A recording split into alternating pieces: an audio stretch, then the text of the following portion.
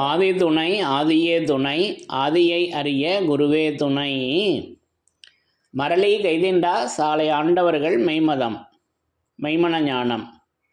கங்குள் பகலும் மற்ற என்னிடம் கதிர்முனையினில் ஆடிடும் கச்சி நிச்சியின் நெற்றியிற் பச்சை கண்கள் கூசுதே ரத்தினம். எல்லோருக்கும் நமஸ்காரம்.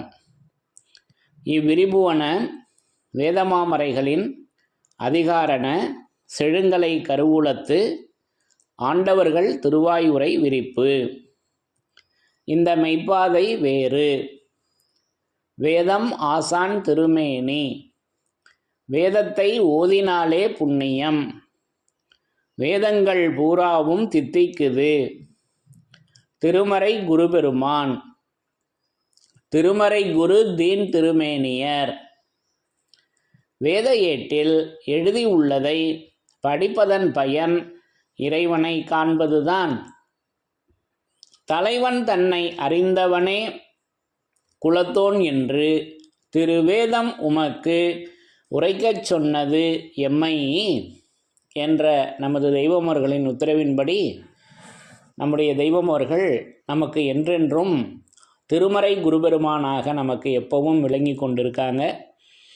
அப்போ அந்த திருமறையிலிருந்து யமனை வென்ற திருமறை என்ற தலைப்பில் வேத வாக்கியங்களை நம்முடைய 4 வேதங்களிலிருந்தும் ஒவ்வொன்றாக படித்து தரிசனை செய்து வருகிறோம். அதன்படி இன்றைக்கு நான் எடுத்துக்கொண்ட திருவாக்கியம் திருமஞான குரலிருந்து ஒரு திருவாக்கியத்தினை எடுத்துக்கொண்டேன். இப்போ இந்த திருவாக்கியத்தில் நமக்கு வருகின்ற அந்த யமபடரினை நமக்கு எப்படி தெய்வமர்கள் திருமறையாக விளங்கி கொண்டு நமக்கு அதை விளக்கி நமக்கு வருகின்ற அந்த யமபடர் அச்சத்தினை விளக்கி எப்படி நம் எல்லோரையும் கைலாயத்தில் ஏற்றி வைக்கின்றார்கள் என்பதை அந்த அருளொர்ஷிப்பை எடுத்து வழங்கியிருக்காங்க. முதல்ல வாசகங்களை படித்து தரிசனை செய்யலாம். பிரம்மோதய மெய்வழிச்சாலை ஆண்டவர்கள் திருவாக்கியம். சாதிகளின் கர்த்தாவே. திருமெஞ்ஞான குரல் திருவாக்கியம் எண் 67, பக்கம் எண் 277. சாதிகளின் கர்த்தாவே.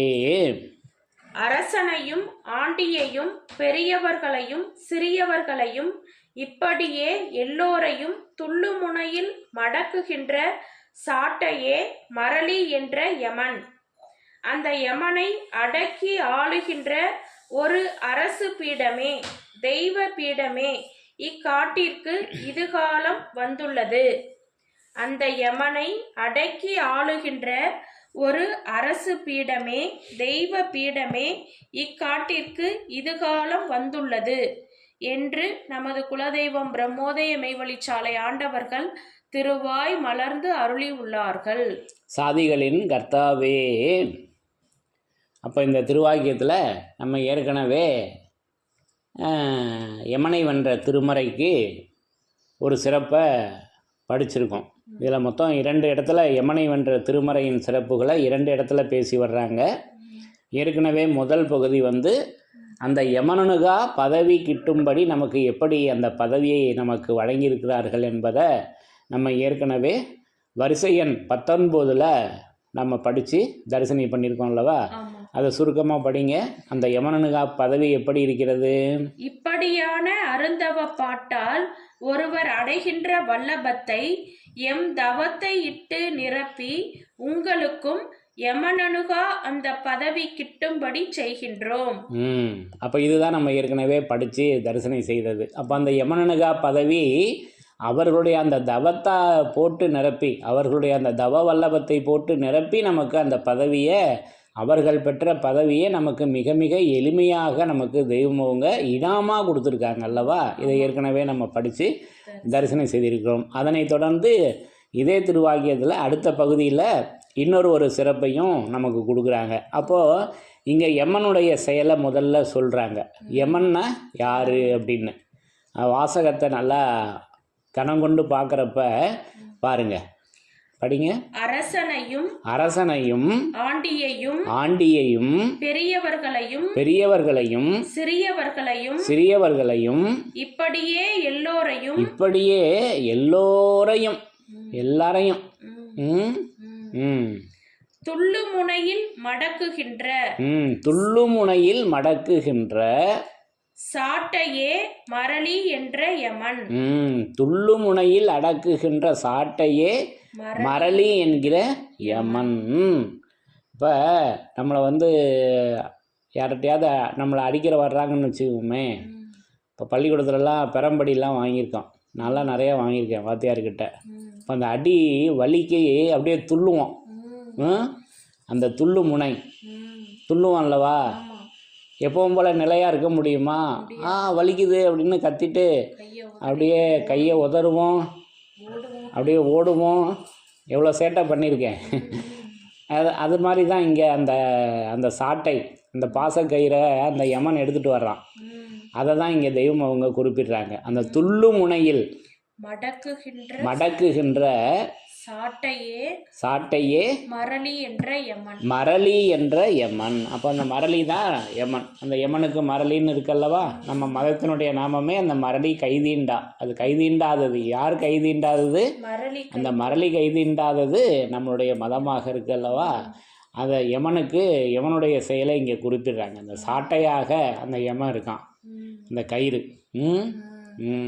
அதை சொல்லி வந்து அடுத்து அந்த துள்ளு முனையில் அடக்கிற நம்மளை தவிக்க விடுற அந்த யமனை எப்படி அடக்கி தெய்வம் அவங்க வைக்கிறாங்க என்ற அந்த சூட்சும ரகசியத்தை வெளியாக்குறாங்க தொடர்ந்து. அந்த யமனை அடக்கி ஆளுகின்ற ஒரு அரசு பீடமே தெய்வ பீடமே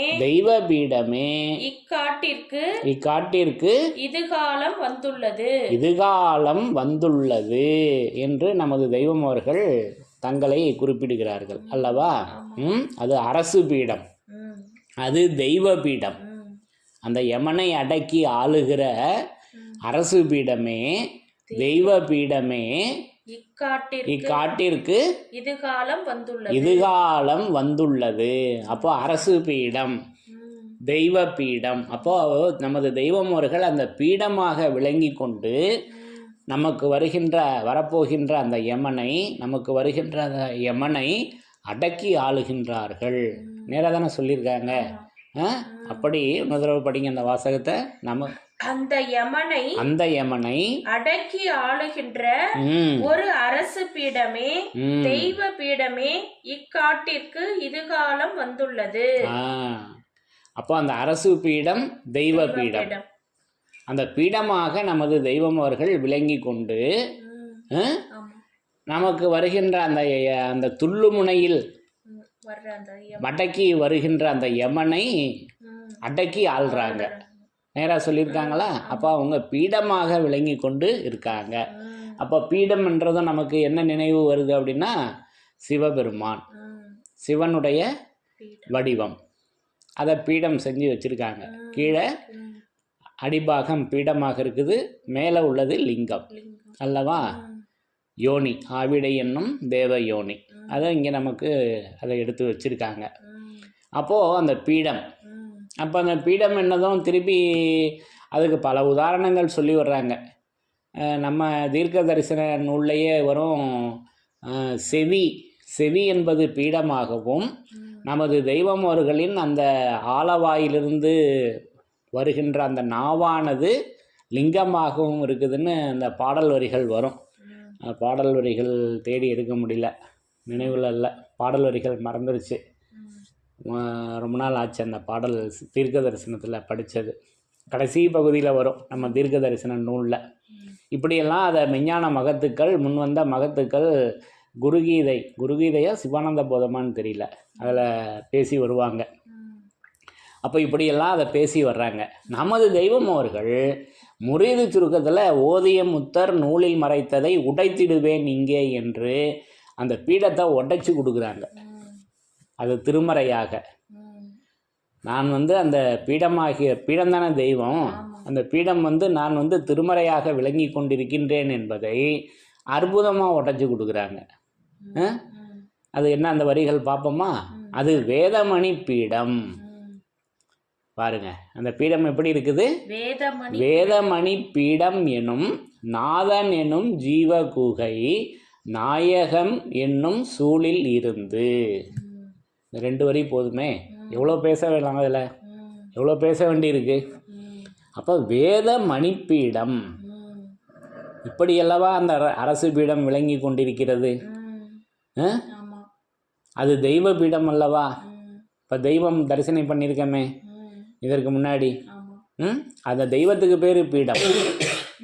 அப்போது அந்த பீடம் அது வேதமணி பீடம். அப்போ மணி என்றால் ஓசை அல்லவா. அப்போ வேதம் ஊமை எழுத்தாக காகிதத்தில் இருக்கிறது. அதற்கு துணி கொடுத்ததும் அந்த ஓசை வந்துடுது அல்லவா. ஆக இப்படி நான் அந்த வேதமணி பீடத்தை, அந்த தெய்வ பீடத்தை நான் உணர்கிறேன். அப்போது அந்த யமனையும் அடக்கி ஆளுகின்ற அரசு பீடமே, தெய்வ பீடமே இதுகாலம் இக்காட்டிற்கு வந்துள்ளது என்பது இப்போ நமக்கு நிரூபணையில் ஆக்கி வச்சுருக்காங்க அல்லவா. ஆக இப்படி அந்த பீடம் அது அரசு பீடம். அது என்ன அரசு அப்படின்னாக்கா, அது நமக்கு அகிலவலம் வரும் பருவத்தில் பேசி வர்றாங்க. அருள் தலை யுகத்து மறை விதி அரசு.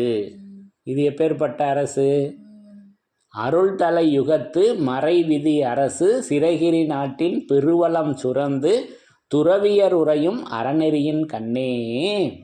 இதெல்லாம் நம்ம ஏற்கனவே வேதத்தின் சிறப்புகளில் படித்து தரிசனம் செய்திருக்கிறோம் அல்லவா.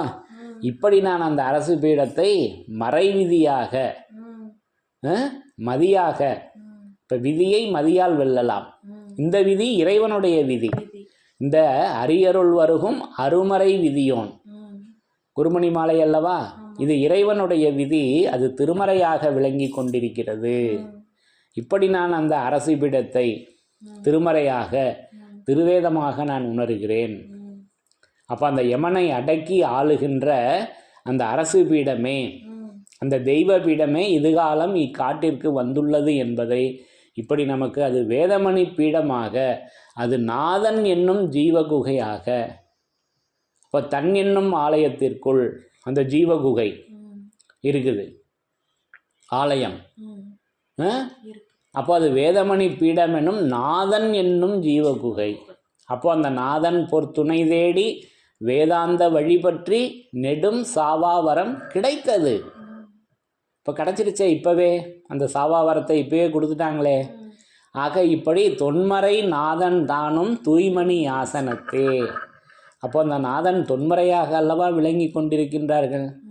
ஆக இப்படி ஒவ்வொரு வாசகங்களிலும் நமது தெய்வம் அவர்கள் அந்த திருமறையாக விளங்கி கொண்டு, அந்த நாதன் தொன்மறை, அந்த நாதன் திருமறையாக விளங்கி கொண்டு, அந்த பீடம் அரசு பீடம், அது வேதமணி பீடமாக, அது அரசு மறை விதி அரசாக அது விளங்கி கொண்டு, அது தெய்வ பீடமாக, தெய்வ தேடுகுடகமாக, தெய்வீக மான்மியமாக, இப்படி ஒவ்வொரு வாசகத்திலும் நமக்கு அந்த திருமறையை எடுத்து முன்னிறுத்தி நமது தெய்வம் அவர்கள் என்றென்றும் திருமறை குருபெருமானாக, வேதம் ஆசான் திருமேனியாக விளங்கி கொண்டிருக்கின்றார்கள் என்பதையும் இங்கே நிரூபணை செய்து நமக்கு வருகின்ற அந்த யமனுடைய அச்சத்தினை நமக்கு இப்படி விளக்கி நம்மை பரமபதத்தில் ஏற்றியுள்ளார்கள் என்பதை இந்த திருவாக்கியத்தின் மூலம் நமது தெய்வம் அவர்கள் பீடமாக விளங்கி கொண்டிருக்கின்றார்கள் என்பதை நான் விளங்கி கொண்டேன் என்று கூறி, யமனை வென்ற திருமறையின் சிறப்புகள் தொடரும். தலைவன் தன்னை அறிந்தவனே குலத்தோன் என்று திருவேதம் உமக்கு உரைக்கச் சொன்னது எம்மை. யமனை வென்ற திருமறையின் சிறப்புகள் தொடரும். எல்லோருக்கும் நமஸ்காரம்.